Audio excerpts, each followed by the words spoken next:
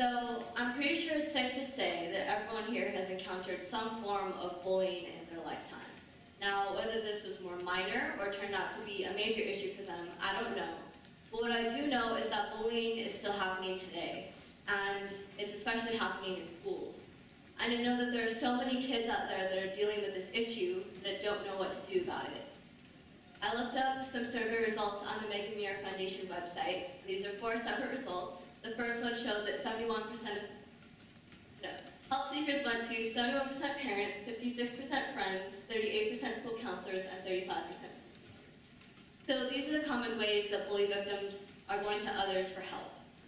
Now, does this necessarily mean that going to others for help made the bullying stop? No, not at all. In fact, in most cases, the bullying doesn't stop, and the bully victim is left feeling stranded and confused because they thought that going to others for help was sure to make a difference for them. And when it didn't, they didn't know what to do about it. I know how this feels because it's what I experienced myself. Now, as a side note before I go any further, I just want to say that the sort of bullying that I'm talking about is not physical, because I don't know what that's like and I haven't done any research on it. The sort of bullying I'm talking about is verbal and emotional abuse. And my story starts back in middle school.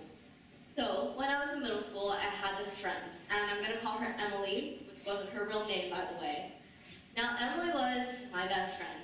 I don't necessarily mean to say that I was hers, but she was definitely mine. So, one thing that I like to say about Emily is that she was a really good friend. Like, if you were friends with Emily, then she had your back 100%. But if Emily got mad at you, you better watch out. I always knew that Emily could be really mean to other people. But I was her friend, and she wasn't mean to me, so I didn't really care, until of course I was the one that she was mad at. Someone in our group of friends had told her that I'd led the group into ditching her for an assembly or some such thing. And at first, Emily was mad at everyone, but then she was just mad at me. And suddenly I realized that I was all alone. I was bullied from the tail end of my 6th grade year, skipped summer, and then throughout the entirety of my 7th grade year. So basically the definition of bullying is a form of harassment that's consistent and meant to make someone else feel inferior. Emily did a really good job at this. She would cough and gag really loudly whenever I'd walk by her or basically be anywhere near her. I was constantly hearing about her talking smack about me. I was hearing about her wanting to punch me in the face a lot, actually. I remember one of her friends used to come up to me in class all the time, pretend to be really nice and be my friend, and then go back to Emily and talk crap about me.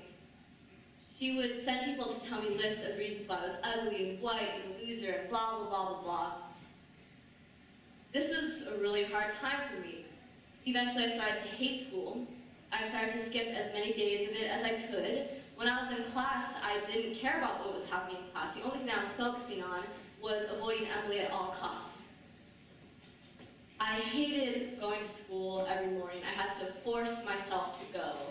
I would feel physically sick every morning when we would drive there. Eventually, I got up the nerve to go to a school counselor because I couldn't take it anymore. I went 2 separate times, and in both cases, nothing changed. The bullying continued, and eventually my mom went to the administration. And still, there was no difference. This is the sort of situation that so many bully victims encounter. They're told that going to school officials will help, and then it doesn't. And then they feel hopeless, just like I was feeling. So I came to a point where I realized that I had to take the situation into my own hands. At the beginning of my 7th grade year, I tried to mend things up with Emily in a nice and non-violent way. Obviously, this didn't work. So let me tell you what not to do. Don't fight them. This is only going to get you in trouble and probably make you feel terrible about yourself. This is what I did, and those are the results that I got. The bullying continued. It wasn't worth it. So after the fight and both of our suspensions, my middle school principal came up to me one day, and after I told her that the bullying hadn't stopped, she replied with, "Well, I don't know what you want me to do about it." So what happens next? What happens when you literally have no one to rely on but yourself? That's it. You have to learn to rely on yourself and no one else. Because in life, there are no guarantees that someone's going to throw you that lifeline when you need it most. Sometimes you're just going to have to swim. And honestly, you might be treading water for a really long time.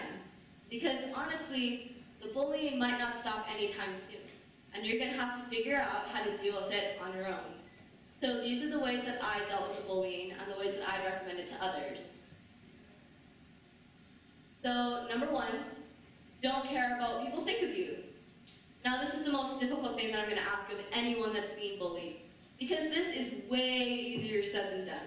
Words hurt. And if you're constantly hearing something negative being said about you, it's really hard not to start believing it yourself, if not at least taking offense to it. But what you have to realize is that the only person's opinion of you that matters is your own. Let me ask you this. If someone's saying something about you, does that automatically make it true? Emily said that I was anorexic. I wasn't anorexic. It's not true, so it doesn't matter. Emily said that I was ugly. My mom thinks I'm pretty. That's all that matters, right? Emily said that I was white. This is true, I am white. But what's wrong with that? Nothing. It doesn't matter. I don't care if what someone's saying about you is true. Their words don't change anything. You don't need validation from anyone but yourself. You're you, and that's all that matters. Number two is do what you love. Do you have hobbies, passions, interests? If you do, then do them. And if you don't, then find them. Focus on something other than bullying. Because if all you're doing is focusing your energy on worrying about that, then you're giving the bully exactly what they want. Their purpose is to make your life miserable. Don't give them that sort of power over your life. Take time for yourself and do what you love. Last one, number three, is live for the future. Things might be really bad right now. But what you have to realize is that it's not always going to be like that. You might not have the power to make a change at the moment, but you will at some point. At some point, you're going to get the opportunity to make a change. When you get that opportunity, take it and run with it. This can be so simple. Become the friend of someone else that you never had but so desperately needed at the time. Become the middle school principal that all the kids know they can go to for help if they ever need it. I'm not being bullied anymore. I'm doing this talk. My junior research paper is based off of holding school officials accountable for lack of action against bullying. If I have the power to try to make a positive difference for people who are in the situation that I was once in, then literally anyone can. Everyone has the power to make it through and make a change. So, 3 steps to deal with bullying.